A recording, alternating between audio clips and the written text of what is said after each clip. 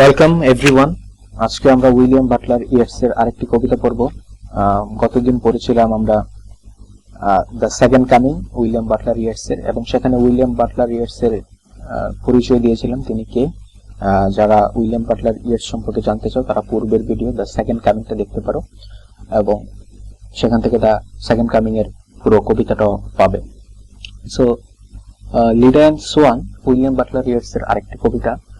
এটা একটা মিথোলজিক্যাল ফ্যাক্টের উপর ভিত্তি করে তিনি লিখেছেন। এখানে লিডা হিসেবে উপস্থাপন করেছেন একজন নারীকে, যাকে আমরা জানি হেলেনের মা হিসেবে, এবং সোয়ান, সেখানে সোয়ান প্রতিনিধিত্ব করেছে জিউস গড, জিউস, যিনি যে মিথোলজিক্যাল যে গ্রিকদের দেবতা ছিলেন, সর্বপ্রথম ছিলেন তিনি জিউস। এখন এটাকে আরেকটা দিক দিয়েও বিবেচনা করা যায়, যেহেতু উইলিয়াম বাটলার ইয়েটস ছিলেন আয়ারল্যান্ডের কবি, সেহেতু আয়ারল্যান্ডের উপর ইংল্যান্ডের যে একটা নির্যাতন বা অত্যাচারের মাত্রা ছিল সেটাকে নির্দেশ করা যায়। এখানে লিডাকে আমরা বলতে পারি, লিডা প্রতিনিধিত্ব করছে আয়ারল্যান্ডের এবং সোয়ান প্রতিনিধিত্ব করছে ইংল্যান্ডের। সো এটাকে এই প্রেক্ষাপট দিয়ে আমরা বিবেচনা করতে পারি। যেমন ইস্টার্ন 1916 কবিতা যখন আমরা পড়বো সেখানে দেখতে পাবো ইংল্যান্ডের লোকজন কিভাবে আয়ারল্যান্ডের লোকজনের উপর অত্যাচার করছে। সো এখানে লিডা যেহেতু মিথোলজিক্যাল ক্যারেক্টার, সোয়ান জিউস একটা মিথোলজিক্যাল ক্যারেক্টার, সেহেতু এই দিক দিয়ে আমরা বিবেচনা করতে পারি। এটাকে সিম্বল অফ আয়ারল্যান্ড বলতে পারবো। সো দেখা যাক কি হয়। আমরা কবিতাটা পড়তে শুরু করি, এবং পড়া শুরু করার পূর্বে একটু বলে নিই, সামারিটা বলে নিই, যে গ্রিক রমণী লিডার কাছে দেবতা জিউস আসে কিসের ছদ্মবেশে? সোয়ান, একটা হাঁস বা রাজহাঁসের ছদ্মবেশে বলা যায়। তারপর তার সাথে মিলিত হয় বা র্যাপ করে তাকে। তারপর তার মধ্য থেকে ক্লাইটেমিনিস্ট্রা হেলেনের জন্ম হয়, এবং সেই ক্লাইটেমিনিস্ট্রা এবং হেলেনের কারণে যে পৃথিবীতে দুঃখ দুর্দশা নেমে আসে, ট্রয় নগরী ধ্বংস হয়ে যায়, সেই কথাগুলো বলেছেন। সো কবিতাটি খুবই ছোট কবিতা, বেশি বড় নয়, কিন্তু উইলিয়াম বাটলার ইয়েটস আমার অত্যন্ত প্রিয় একজন কবি। তিনি অসাধারণ ভাবে ছোট ছোট জিনিসের মধ্য দিয়ে খুব বড় বড় জিনিসের উপস্থাপন করেছেন, এবং খুব সুন্দর এবং সাবলীল ভাষায় তিনি উপস্থাপন করেছেন। তোমরা উইলিয়াম বাটলার ইয়েটস এর কবিতা পড়া শুরু করলেই একটা এরকমের মজা পাবে যে আসলে এই তো একটু অন্যরকম কবিতা। সেদিক দিয়ে উইলিয়াম বাটলার ইয়েটস আমাদের রবীন্দ্রনাথের মতো একই স্টাইলের বা একই ধ্যান ধারণার মধ্যেই থাকতেন। সিম্বলিজমের ব্যবহার আছে, মিথোলজিক্যাল ক্যারেক্টার আছে, মিস্টিসিজম আছে, আমাদের রবীন্দ্রনাথের মধ্যে তা ছিল। তারপর আমরা পড়ি, দেখি কি দেখা যাচ্ছে। এখানে লিডা গোসল করতেছিল বা এরকমের কিছু একটা সিচুয়েশন ধরে নাও, যে লিডা মানবী এবং সোয়ান রাজহাঁস, গড রাজহাঁসের রূপে আসে। এবং গড তো পৃথিবীতে আসতে পারবে না। হ্যাঁ, গড যদি সরাসরি পৃথিবীতে আসে তাহলে পৃথিবীতে ধ্বংস হয়ে যাবে। সেজন্য গডের একটা রূপ বা অবতার হিসেবে গড নামে আর কি পৃথিবীতে, যেটাকে আমরা হিন্দু রিলিজিয়াসের মাধ্যমে আমরা কি বলতে পারি, অবতার বলতে পারি। এটা part of God, one kind of. So Leda যখন গোসল করছিল তখন সে সোয়ান অতর্কিত হামলা চালায়। তো আমরা লাইন বাই লাইন বিশ্লেষণ করলে বুঝতে পারবো যে কি হচ্ছে এখানে। A sudden blow, the great wings beating still above the staggering girl her thighs caressed. A sudden blow, অতর্কিত হামলা, হঠাৎ করে জড়িয়ে ধরা, এই জিনিসটা হয়ে যাচ্ছে এখানে, হঠাৎ করে জড়িয়ে ধরছে অতর্কিত হামলার মধ্য দিয়ে। হতভম্ব, স্ট্যাগারিং গার্ল, মানে মেয়েটা আসলে কি হয়ে যাচ্ছে, বুঝতে পারতেছে না যে আসলে তার সাথে কি হচ্ছে। উইংস বিটিং স্টিল, তার যে ডানা আছে, যে সোয়ানটা আসছে, এত শক্তি। সোয়ানকে দেখে তো সে ভাবে না যে আসলে এই জিনিসটা এত শক্তি হতে পারে। একটা হাঁস তাকে এভাবে অতর্কিত হামলা করবে এবং জড়িয়ে ধরবে। হার থাইস কিয়ার্সড, তার যে উরু, হার থাইস কিয়ার্স, তার থাই ধরে আছে। বাই দ্য ডার্ক ওয়েবস, মানে অন্ধকার একটা জাল বা এরকমের কিছু একটা বলা যায়। হার নেপ কট হিজ হিল, এখানে হার নেপ বলতে কি বোঝানো হয়েছে? হার নেপ বলতে তার ঘাড় বোঝানো হয়েছে, গলার যে পিছনের দিকে ঘাড়, মানে লিডার ঘাড় বোঝানো হয়েছে। Caught in his bill, in his bill মানে কি? গড জিউসের যে জিনিসটা হচ্ছে, যে হাঁসটা আসছে, জিউস তো হাঁসের রূপ ধরে অবতার হয়ে আসছে, তো সেহেতু বিল মানে এখানে কি বোঝানো যায়, তার যে হাঁসের বড় বড় ঠোঁট থাকে সেই ঠোঁট দ্বারা নেক, তার ঘাড়ের অংশ, পিছনের অংশটাকে ধরে আছে।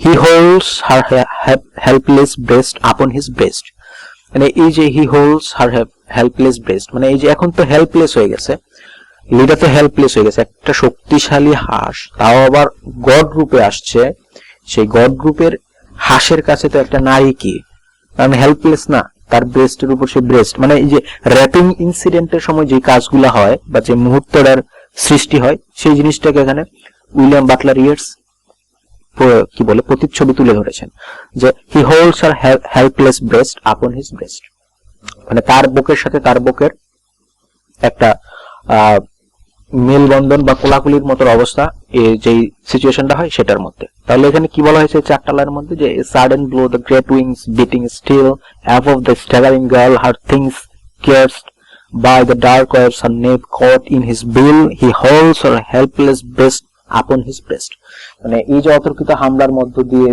তার বিশাল বিশাল ডানার মধ্য দিয়ে এসে তাকে ধরে আছে, এবং তার থাই ধরে আছে, তার চালের মতো করে নিবিষ্ট করে ধরে আছে, তার ঘাড়ের পিছনে তার ঠোঁট দিয়ে ধরে আছে, তার বুকের সাথে বুকের ঘর্ষণ, এই জিনিসটা র্যাপিং একটা ইনসিডেন্টের বর্ণনা করছে এখানে। অতর্কিত হামলার সময় যে কাজগুলো হয় সেই কাজটা এখানে বলা হয়েছে। তারপরের চ্যানেলের নাম কি দেখতে পাবো একটু পড়ি। How can those terrified vague fingers push, এবং লিডা যে ভয় পাচ্ছে, the feathered glory from her loosening thigh, এই যে এই দুই লাইনের মধ্যে একটা প্রশ্ন করা হচ্ছে যে শক্তি দিয়ে, তার শক্তি দিয়ে গড়ের মতো একজন থেকে কি আসলে সে রক্ষা পেতে পারবে? লিডার যে ফিঙ্গার্স পুশ আছে, vague push, the feathered glory from her loosening thighs, মানে তার থাই যে ধরে আছে একটা শক্তিশালী জিনিস, সেটা থেকে কি সে আসলে মুক্তি পেতে পারে? and how can body laid in that white rush, এখানে হোয়াইট রাশ বলতে কি বোঝানো যায়? হোয়াইট রাশ বলতে এখানে গডের যে জিউসের শক্তি, হাঁসের তো এত শক্তি থাকার কথা না, হোয়াইট রাশের মধ্যে দিয়ে যে গডের শক্তির কথা প্রকাশ পাচ্ছে জিউসের, সেই শক্তিটাকে বোঝানো হয়েছে। But feel the strange heart beating where it lies, powerful person থেকে কিভাবে একজন নারী বাঁচতে পারে? যে গডের যে শক্তির, এত বড় শক্তি থেকে কি এই অসহায় মানবীটা বাঁচতে পারবে? হয়তো সেটা দেখাচ্ছে রাজহাঁসের মতো, কিন্তু সেটা তো রাজহাঁস না, আসলে এখানে গডের একটা শক্তি আছে জিউসের। সেখানে এই চালানের মাধ্যমে আসলে সেটাই বোঝাচ্ছে যে অতর্কিত ভাবে কেউ যখন, তুমি দুর্বল মানুষ, তোমাকে যখন শক্তিশালী কেউ অতর্কিত হামলা চালাবে, তখন সেটা থেকে তুমি আসলে কিভাবে মুক্তি পাবে? সেভাবে কি মুক্তি পাওয়ার কোনো উপায় আছে? But feel the strange heart beating where it lies, মানে তোমার উপর যখন সে আক্রমণ করছে, তোমার উপর যে বুকের উপর বুক নিয়ে, তুমি তো তাকে আর মুক্ত করতে পারছো না। তখন লিডার কি নাই? লিডার হার্ট বিটিং ছাড়া, সোয়ানের হার্ট বিটিং ছাড়া, তার মানে জিউসের হার্ট বিটিং ছাড়া আর কিছু শোনার বা প্রতিরোধ করার মতো কিছুই নাই। সো এখানেও ইংল্যান্ড যখন আয়ারল্যান্ডে আক্রমণ করে, নির্যাতন করে, তখন ইংল্যান্ডেরও আসলে কিছু করার নাই হার্ট বিটিং শোনা ছাড়া। সো লিডাও এখানে গড জিউসের হার্ট বিটিং শোনা ছাড়া কিছুই করতে পারছে না, কারণ গডের শক্তির সাথে নারী, ক্ষুদ্র একজন নারী, সে কিভাবে পেরে উঠবে? তারপরে চাললেন আমরা কি দেখতে পাই? এই শাডো ইন দ্য লয়েন্স ইনডেঞ্জার্স দেয়ার, মানে এই শাডো ইন দ্য লয়েন্স ইনডেঞ্জার্স দেয়ার, মানে এই যে এই তার কি বলে, কোমরে যে একটা ঝাঁকুনি হয়, যে শাডো ইন দ্য লয়েন্স, মানে এই র্যাপিং ইনসিডেন্টের বা সেক্সুয়াল এবিউজের সময় যে জিনিসটা হচ্ছিল, সেটাতে কর্মকাণ্ড হওয়ার সময় যে যা হয় আর কি, যা কোমরের মধ্যে যে ভীষণ কাঁপুনি, ইনডেঞ্জার্স দেয়ার, তার মানে কি সে র্যাপিং ইনসিডেন্টের কারণে সোয়ান বা জিউসের সে প্রেগনেন্ট হয়ে যাচ্ছে। The broken wall, the burning roof and tower and Agamemnon dead, মানে এই যে the broken wall and burning roof and tower, মানে এখানে তিনি কি বোঝাতে চেয়েছেন কবি? যে Clytemnestra, broken wall and burning roof, এটা দিয়ে তিনি হেলেনকে বোঝাতে চেয়েছেন। এখানে ট্রয় নগরীর একটা জিনিস আছে, রুফ এন্ড টাওয়ার, এবং অ্যাগামেমনন ডেড। এখানে এই যে ট্রয় নগরীর যুদ্ধ কার সাথে ছিল? গ্রিসের সাথে ছিল, এবং গ্রিসের যেই হেলেন ছিলেন কার? মেনেলাসের ওয়াইফ, মেনেলাস বৃদ্ধ ছিলেন। সো এখানে এই লিডা থেকে কিন্তু জন্ম নেয় ক্লাইটেমিনিস্ট্রা এন্ড হেলেনের। হেলেন ছিলেন সবচেয়ে সুন্দরী নারীদের মধ্যে একজন পৃথিবীতে। সো ট্রয় নগরীর রাজা প্রিয়ামের ছেলে প্যারিস যখন হেলেনকে দেখে তখন হেলেনের প্রেমে পড়ে যায় এবং হেলেনও প্যারিসের প্রেমে পড়ে যায়। তখন প্যারিস ট্রয় নগরীতে চলে আসে হেলেনকে নিয়ে। সো এই হেলেন কার মেয়ে? তাহলে হেলেন হলো জিউসের মেয়ে এবং লিডার মেয়ে। লিডাকে রেপের মাধ্যমে হেলেনের এবং ক্লাইটেমিনিসটার জন্ম হয়েছে। সো এই যে গডের আশীর্বাদের কারণে কি হলো? গডের আশীর্বাদের কারণে পৃথিবীতে আরো দুঃখ দুর্দশা নেমে আসছে। ক্লাইটেমিনিসটা আরেকজন মেয়ে। এই ক্লাইটেমিনিসটা কি করে? অ্যাগামেমনন যখন ট্রয় নগরীর যুদ্ধে জিতে গিয়ে সে যখন বাড়িতে চলে যায়, বাড়িতে যাওয়ার পর তার স্ত্রী সেখানে ক্লাইটেমিনিসটা ছিল, ক্লাইটেমিনিসটা তাকে হত্যা করে। সো এই যে গডের ব্লেসিং হিসেবে যাদের আসার কথা ছিল, গডের রেপিং ইনসিডেন্টটা এখানে ব্লেসিং হিসেবে কাজ করে নাই। The broken wall, the burning roof and tower, মানে ট্রয় নগরীকে ধূলিসাৎ করে দিয়েছে। কার? সেটা জিউস, গডের সৃষ্টি। এবং গড সৃষ্টি করছে কিভাবে? রেপিং এর মাধ্যমে, রেপ করার মাধ্যমে। এবং রেপটা সেখানে ইনসিডেন্ট, এটা নট ব্লেসিং। এখানে জেসাস ক্রাইস্ট যেমন পিতা ছাড়া জন্মগ্রহণ করেন গডের আশীর্বাদের ফলে, কিন্তু জেসাস ক্রাইস্ট কি করছে? একটা সভ্যতা, সিভিলাইজেশনকে উঠিয়ে দিয়ে গেছে। জেসাস ক্রাইস্ট এখানে ব্লেসিং। আর হেলেন এবং ক্লাইটেমিনিসটা এখানে কি ব্লেসিং না। এখানে জিউস যে র্যাপিং করার মাধ্যমে বা র্যাপ করার মাধ্যমে বলেছে যে এটা ব্লেসিং হিসেবে কাজ করে, না, আসলে তার এটা ব্লেসিং না। এবং হেলেন এবং ক্লাইটেমিনিসটা কোনোভাবেই ব্লেসিং না, কারণ তারা একটা সভ্যতাকে, একটা কালচারকে ধ্বংস করে দিয়েছে। ট্রয় নগরী ধ্বংস হয়ে গেছে হেলেনের কারণে। এবং অ্যাগামেমনন যেই গ্রিসের পক্ষে যুদ্ধ করে ট্রয় নগরীকে ধ্বংস করে দিয়েছিল, সে অ্যাগামেমনন যখন তার রাজ্যে ফেরত যায় তখন তার স্ত্রী ক্লাইটেমিনিসটা তাকে হত্যা করে। সেই ক্লাইটেমিনিসটা এই লিডাকে জিউস রেপ করার মাধ্যমে বা রেপ করার ফলে ক্লাইটেমিনিসটা এবং হেলেনের জন্ম হয়। সো এখানে এই রেপটা ইনসিডেন্ট, নট ব্লেসিং। সো এই সিভিলাইজেশনটা একটা ধ্বংস করে দিচ্ছে। এখানে লিডারটাও ইনসিডেন্ট, লিডার মাধ্যমে যে একটা সিভিলাইজেশনের ধ্বংস হয়ে যাচ্ছে, লিডার এখানে কি দায়ী? আসলে এই জিনিসটা বোঝানোর চেষ্টা করছে। এখানে হিস্টোরিক্যাল ফ্যাক্ট আছে। সো জেসাস ক্রাইস্টকে এখানে তুলনা করা যায়। জেসাস ক্রাইস্ট ব্লেসিং হিসেবে পৃথিবীতে আসছে, ঈশ্বরের আশীর্বাদ হিসেবে। আর ঈশ্বর জিউসের রেপের ফলে হেলেন এন্ড ক্লাইটেমিনিস জন্ম নিয়েছে, তারা পৃথিবীকে ধ্বংস করে দিয়েছে, সভ্যতাকে।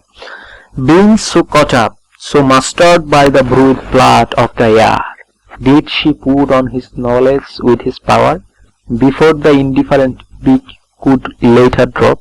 মানে এই যে নলেজ জিনিসটা, উইথ হিজ পাওয়ার, মানে লিডাকে যখন সোয়ান, গড জিউস যখন দর্শন করে, বিং সো কট আপ, মানে এখানে কি এই পর্যন্তই শেষ? মানে জিউসের রেপের দ্বারা যে জিনিসটা হয়ে গেছে, নলেজ উইথ হিজ পাওয়ার, তার পাওয়ার দ্বারা বা যেটা হয়েছে, ওই জিনিসটা কি আসলে লিডা কি তখন বুঝতে পারছিল যে পৃথিবীতে ধ্বংস বয়ে আনবে? But indifferent beak could let her drop knowledge with his power, মানে এই যে তার যে সভ্যতার বা সৃষ্টিকর্তার যে ব্লেসিংস দেওয়ার কথা পৃথিবীকে, আসলে তার যে জিনিসটা আসছে সেটা তো আসলে ব্লেসিং হিসেবে কাজ করে নাই, সেটা তো আরো পৃথিবীকে ধ্বংস করে দিয়েছে জিউসের। সো এখানে নলেজটা আসলে কি? নলেজটা কি সবসময় একই থাকে? না, আসলে নলেজ সবসময় একই থাকে না। Philosophy and belief vary culture to culture, time to time, society to society. This is called idea of knowledge.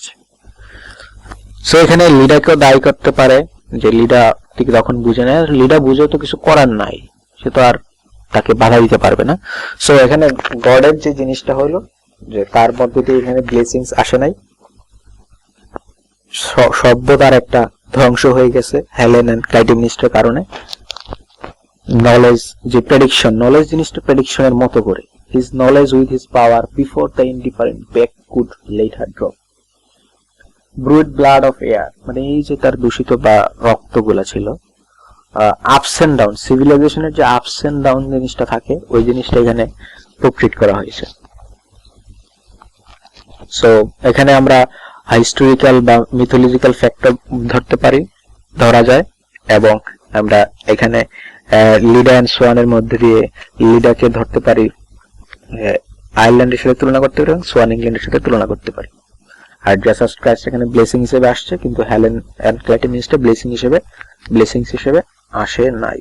এবং সিভিলাইজেশনের যে আপস এন্ড ডাউন থাকে সেই জিনিসটা এখানে দেখানো হয়েছে। এবং গড সবসময় যে ভালো কিছুই দিচ্ছে এরকমের এখানে দেখানো হয় না। যে জিউসের ক্ষেত্রে জিউস যেটা দিয়েছে সেটা আসলে ব্লেসিং হিসেবে কাজ করে নাই। And knowledge is very critical things. So এটাই ছিল লিডা এন্ড সোয়ান কবিতা। তোমাদের যদি ভালো লাগে লাইক করতে পারো, এবং তোমাদের কোনো মতামত থাকলে সেটা নিচে লিখতে পারো কমেন্ট, এবং অবশ্যই সাবস্ক্রাইব করতে পারো। So thank you. এন্ড পরবর্তী কবিতা আমরা সেলিং টু বাইজেন্টাইন স্টার 1916 নিয়ে আলোচনা করব, সং অফ ইনস্ট্রি নিয়ে আলোচনা করব। সো সাথেই থাকো। Thank you.